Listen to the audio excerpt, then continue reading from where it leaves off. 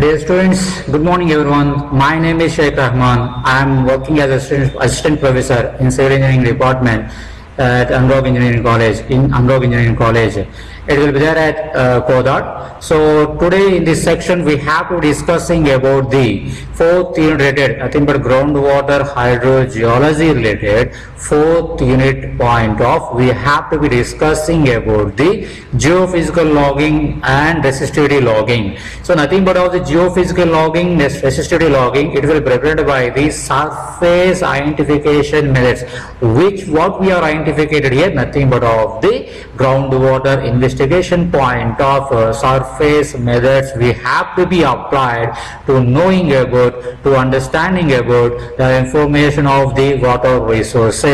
So let we know about detailedly one by one, slide by slide. So the first one is introduction point of. So this is the geophysical logging and resistivity logging. Geophysical logging including resistive logging is a valuable technique for subsurface investigations and particularly in groundwater exploration and reservoir characterization. So why we are called subsurface? Because of we have to be given information to the sending to the any logging point of maybe surface or subsurface investigations point of, maybe different kind of methods we have to be applicable. Surface point of electrical resistivity method and also seismic refraction method we have to be applicable. We are using for knowing about the features of what available there in that particular land formations. So in this particular point of what we are discussing about here, already I told you geophysical logging or resistive logging, it will be useful for the valuable technique for the subsurface investigations point of, particularly at groundwater exploration. At the same time of economical point of, they have to be used for knowing about and identification about or maybe recognizing of any petrol resources, natural resources, identification point of, investigation point of. These methods are mostly useful and utilized in our society, in our society also. So nothing but of here, but what we are studying now, nothing but groundwater hydrogeology course point of, nothing but of these two methods or logging methods are most useful for the recognizing identification of the groundwater. So first one, nothing but of it involves the lowering specialized tools. Nothing but of here, first of all we make a borehole, the subsurface of the earth. So how much depth, sir? So nothing but it based on the customer requirement. For example, I need 500 meters subsurface information. I will be digging or dug by the borehole up to 500 meters depth in subsurface. If in case some of the persons they are required 100 meters, some of the persons required 1000 meters. So some of the persons beyond the depth also. So based on the customer requirement, based on what we are investigated in that particular place, that is the most should playing a key role factor for the digging of the borehole depth. So at the measure of the various physical properties, what will happen? Nothing but first of all logging system point of, we are taking one sensor equipment, one sensor tool, and second one is we are digging borehole with help of excavators point of, or machineries, mechanical machineries point of, and they have to be what they have to be doing that one must sensor with help of sensor. We have to be sensor sending into the borehole well in subsurface through subsurface. So then the sensor will be captured or may be taken all kind of different kind of physical properties also. So those physical properties of the subsurface formation, surrounding rock fluids also fluctuates of the depth. Maybe in case of subsurface having water, how much of water will be available, or what kind of flows it have, maybe it is what kind of nature it having, what kind of characteristics will be represented by that water. So entire properties will be captured, will be recorded, will be collected. That recorded collected data sending to the surface calculating or analyzing purpose, analyzing purpose, data analysis purpose, it will be sent. Resistive logging, a key component of this process, measures the electrical resistance of the formations, providing insight insights in lithology, porosity and fluid content. Maybe subsurface, what kind of formations, what kind of rocks will be presented in subsurface. Lithology means nothing what kind of layers, what kind of rocks will be present in subsurface. And porosity, nothing but the water storage capacity, how will be there in subsurface formations. And fluid content, what type of fluid will be there and how it will be flow, how it will be how much of the quantity and quality of point of also be, it will be collected some data.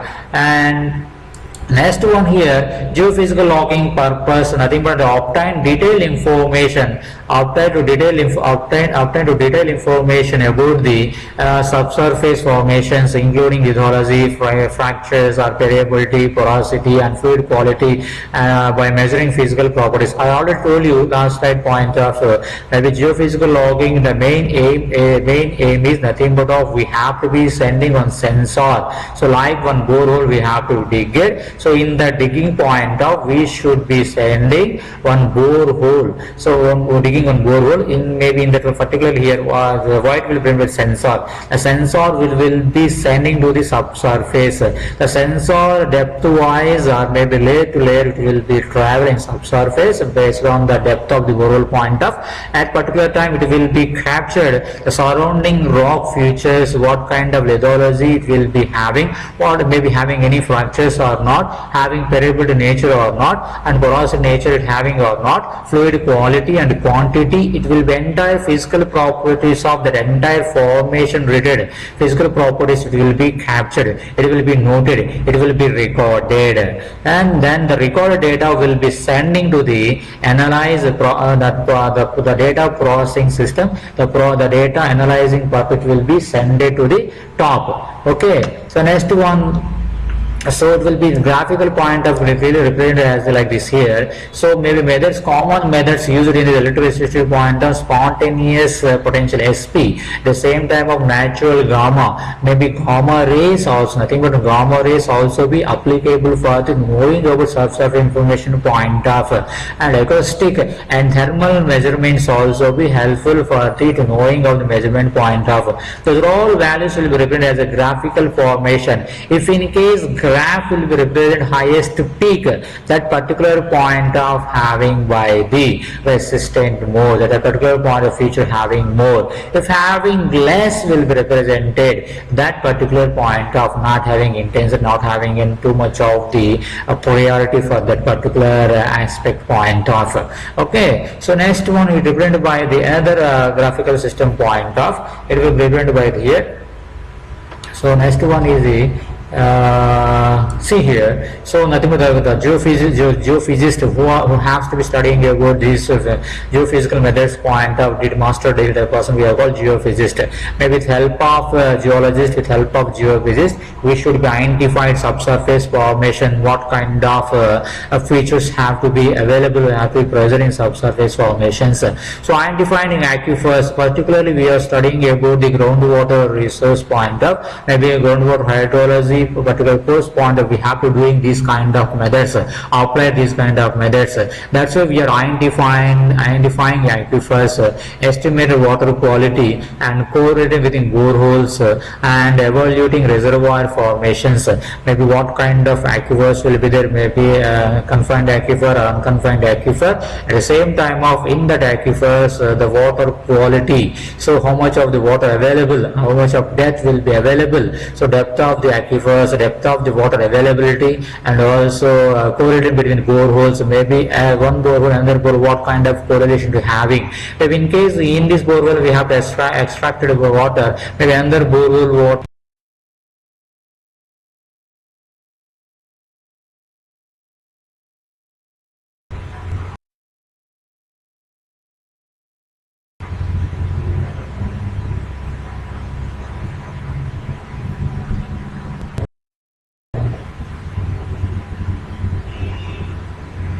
borehole water will be having any problems or facing anything, that kind of problem, water levels will be changes. So such kind of problems are very important. We should knowing information about the borehole correlation between the boreholes also. So evaluate reservoir formations, maybe subsurface water bearing zones we are called aquifers. That is maybe nothing but the water resource reserved in subsurface formation, also be knowing about the, as in the way of aquifers point of.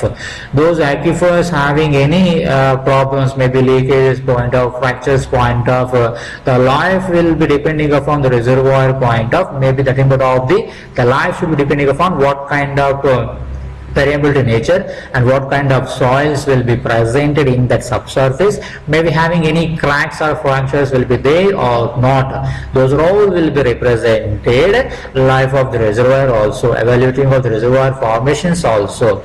Okay, so next one represented by the resistivity logging. Then we are completed by the geophysical logging. Then we are entered by the resistivity logging. Resistivity means nothing but of the electrical devices we are sending in subsurface. For example, conductors or electrical resistant or electric conductivity point of this method will be going on. Nothing but, for example, water is nothing but electrical conductivity, conductors, or maybe wood, or maybe any other materials, plastic, electrical resistors. So like that, electrical conductivity or electrical resistivity nature point of this method will be applicable. With help of borehole point of, we are sending electrical device, electrical sensor, we are sending subsurface formation. So that formation, each and every meter or each and every stage, that will be represented by the how it captures some electrical properties of subsurface formations. So measure the electrical resistance of the subsurface materials, which varies depending upon the type of rocks, porosity and fluid content. So what kind of rocks? For example, electric resistivity point of igneous and metamorphic rocks are high resistance compared with the sedimentary rocks, because of igneous and metamorphic rocks, very toughest rocks, not having any fractures, not having any weather zone. So that's why those rocks are very resistant. Maybe sediment rocks are mostly having some moisture content and water content, very loose rock, the pore grain size porosity is high, so then automatically the electrical process is more, resistivity very less to compare with the rock type. So with help of that, measure electrical resistance point of subsurface materials, maybe which vary depending upon what kind of rocks and porosity and fluids. The value should be variable, the difference based on the rock type and porosity nature and fluid permeability nature point, fluid content or permeability nature point of also it will be variable, it will be differences. Entire process same.